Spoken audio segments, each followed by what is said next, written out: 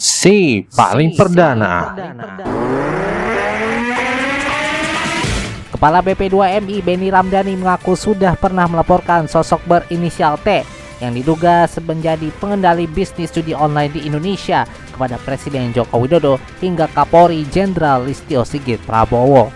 Dalam sambutannya pada pengukuhan dan pembekalan komunitas relawan pekerja migran Indonesia di Kota Medan Selasa 23 Juli lalu, yang mengatakan bahwa hal tersebut telah disampaikan dalam rapat terbatas.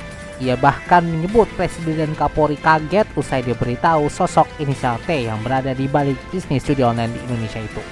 Berita selengkapnya simak dalam DNP Evening News malam ini.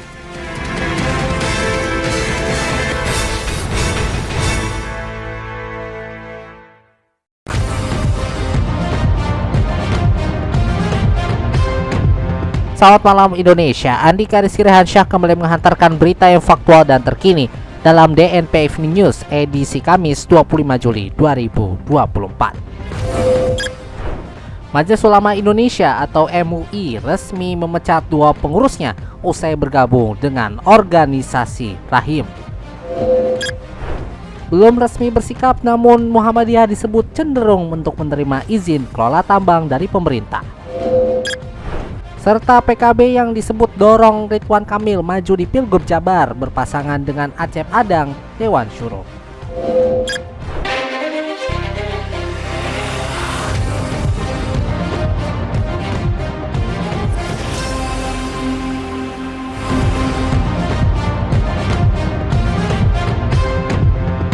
Majelis Ulama Indonesia atau MUI resmi memberhentikan 2 anggota Komisi Fatwa MUI berinisial MAQ dan AR usai menjadi pengurus organisasi yang terafiliasi dengan Zionis Israel.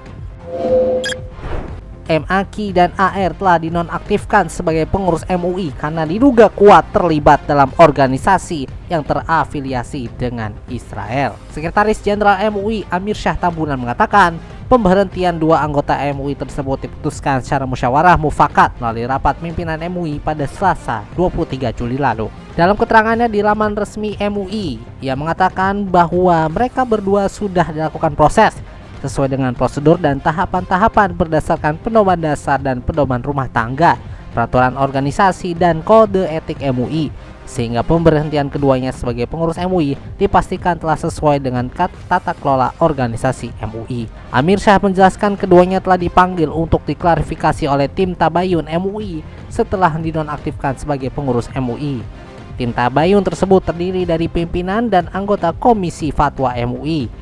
Tim diketuai oleh Wakil Ketua Komisi Fatwa MUI Abdurrahman Dahlan, Sekretaris Komisi Fatwa MUI Kiai Haji Miftahul Huda, 2 Wakil Sekretaris Komisi Fatwa MUI masing-masing Jai Mudarok dan Kiai Haji Muzal, serta Komisi Fatwa MUI Endi Estiwara. Hasil penelusuran tim mengungkapkan keduanya merupakan anggota organisasi bernama Pusat Studi Warisan Ibrahim untuk Perdamaian atau Rahim. Dalam biodata pengurus yang dimuat dalam situs resmi Rahim, keduanya menggunakan atribusi sebagai pengurus MUI. Amir Syah menyampaikan bahwa MUI sangat menyayangkan keterlibatan kedua orang tersebut yang membangun hubungan kemitraan dengan lembaga yang terkait dengan Israel. Menurut Amir Syah, keterlibatan mereka dengan membangun hubungan kemitraan dengan Israel sangat melukai hati nurani bangsa Indonesia yang terus berjuang membela dan mendukung kemerdekaan Palestina. Amir Syah juga mengajak semua komponen bangsa agar waspada terhadap agen-agen Israel di Indonesia yang berusaha memecah belah komponen bangsa Indonesia. Ketua PP Muhammadiyah Dahlan Rais menyatakan organisasinya belum memutuskan sikap resmi soal izin kelola tambang dari pemerintah. Namun ada kecenderungan bagi Muhammadiyah akan menerima izin tambang tersebut. Ia mengatakan kecenderungan Muhammadiyah akan menerima izin tambang ini terlihat ketika digelarnya rapat PP Muhammadiyah beberapa waktu lalu. Dahlan juga bercerita bahwa Menteri Investasi Bahlil Lahadalia dan Wakil Presiden ke-10 dan ke-12 Yusuf Kala hadir dalam rapat tersebut. Dalam forum itu lanjutnya, Muhammadiyah ingin mencari informasi seluas-luasnya terkait tambang. Namun ia menuturkan masih ada sikap yang berbeda-beda di internal pengurus Muhammadiyah soal izin kelola tambang untuk ormas ini. Karena itu Dahlan mengatakan Muhammadiyah akan menggelar rapat pleno PP Muhammadiyah yang diperluas dengan dihadiri pimpinan wilayah Muhammadiyah se-Indonesia di Universitas Aisyah pada akhir pekan ini. Ia menilai kemungkinan ada sinyal keputusan resmi di forum tersebut. Sebelumnya pemerintah memberikan organisasi kemasyarakatan atau ormas keagamaan memberikan kesempatan untuk mendapatkan izin kelola tambang batu bara. Kebijakan izin kelola tambang ini tertuang dalam peraturan pemerintah nomor 25 tahun 2024 tentang perubahan atas PP nomor 96 tahun 2021 tentang pelaksanaan kegiatan usaha pertambangan mineral batu bara. Lewat aturan tersebut, ormas keagamaan dapat diprioritaskan sebagai penerima penawaran wilayah izin usaha pertambangan khusus atau WIUPK eks Perjanjian Karya Pengusaha Pertambangan Batu Bara atau PKP 2P. Wakil Ketua Umum Partai Kebangkitan Bangsa atau PKB Jasilul Fawait mendorong mantan Gubernur Jawa Barat Ridwan Kamil atau RK kembali maju sebagai calon gubernur di Pilkada Jabar 2024.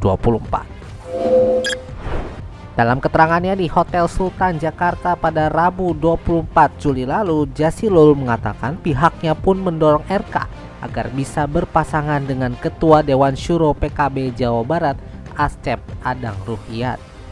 Jasilul mengakui bahwa PKB belum memiliki calon yang akan diusungnya sebagai cagup di Pilkada Jabar 2024 hingga saat ini. Meskipun begitu, Jasilul mengatakan nama Adang telah direkomendasikan untuk maju di Pilgub Jabar sebagai cawagup. Ia pun yakin sosok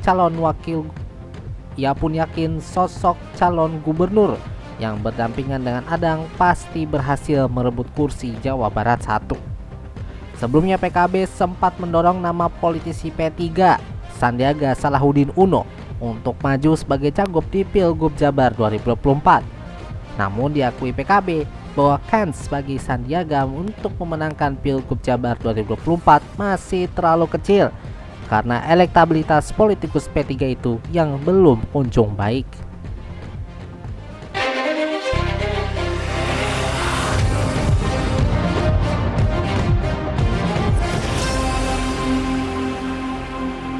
Terima kasih sahabat DNP, Anda masih bersama kami dalam DNP Evening News, produksi DNP Media Network.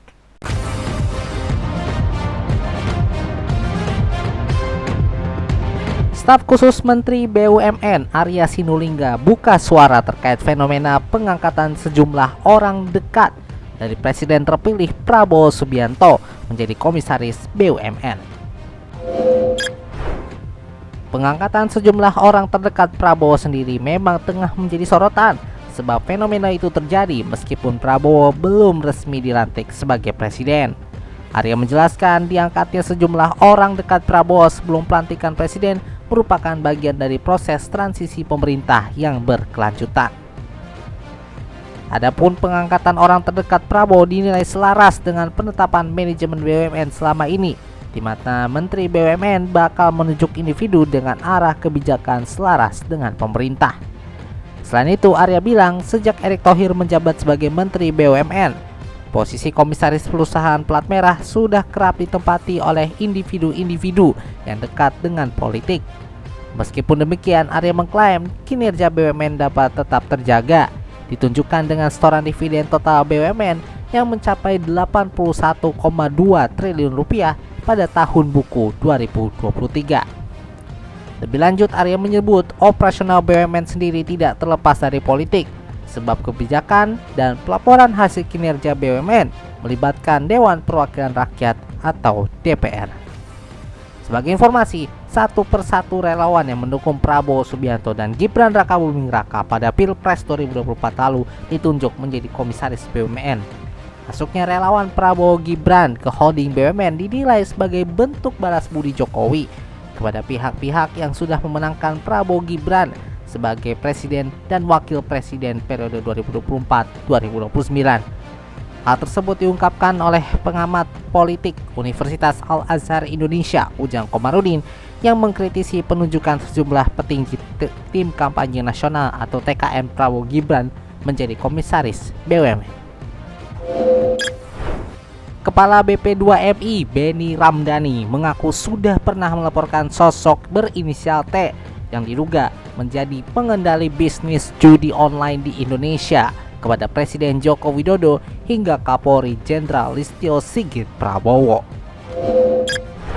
Benny menyebut hal tersebut ia sampaikan dalam rapat terbatas atau ratas di Istana Negara. Ia bahkan menyebut Presiden dan Kapolri kaget usai diberitahu sosok inisial T yang berada di balik bisnis judi online di Indonesia.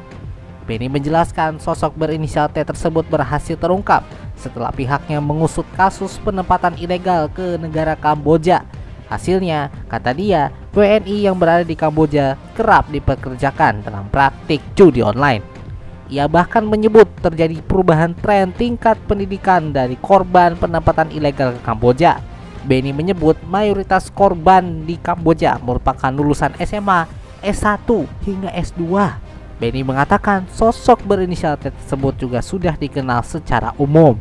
Ia bahkan menyebut sosok tersebut sampai saat ini tidak pernah bisa diproses hukum oleh pemerintah. Oleh sebab itu, Benny menilai sudah saatnya bagi pemerintah untuk mengambil tindakan tegas dengan menangkap para bandar serta dalang di balik penempatan ilegal dan judi online. Pemuda berinisial NA berusia 41 tahun di Kendari, Sulawesi Tenggara tewas bersimbah darah usai ditebas berkali-kali di tepi jalan oleh pria berinisial LK usia 31 tahun. Momen pelaku menghabisi nyawa korban turut terekam oleh kamera warga. Dalam sebuah video yang beredar, tampak pelaku berbaju ungu dan korban berbaju kuning sedang berada di tepi jalan. Terlihat pelaku tanpa ampun memerangi korban yang sedang berbaring di jalan. Korban sendiri berusaha untuk menahan serangan pelaku dengan tangannya, namun upaya korban tersebut tidak membuatnya lolos dari pelaku. Terlihat pula seorang wanita pengendara motor memutar balik kendaraannya usai melihat aksi keji pelaku. Sejumlah orang lainnya juga menyaksikan insiden tersebut, namun tidak berani untuk melerai. Kapolresta Kendari Kombes Aristri Yunarko mengatakan insiden mengerikan itu terjadi di Jalan RA Jiwa, Kelurahan Tobuuha, Kecamatan Puuwatu, Kendari pada Rabu 24 Juli sekitar pukul 6 pagi waktu Indonesia Tengah. Korban meninggal dunia di tempat kejadian. Aris mengatakan warga sudah mengamankan pelaku. Warga kemudian mengikat pelaku menggunakan tali. Lebih lanjut, Aris menjelaskan bahwa pelaku diduga menderita gangguan jiwa alias orang dengan gangguan jiwa atau ODGJ.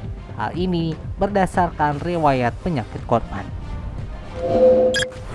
Sekian DNP Evening News untuk malam ini.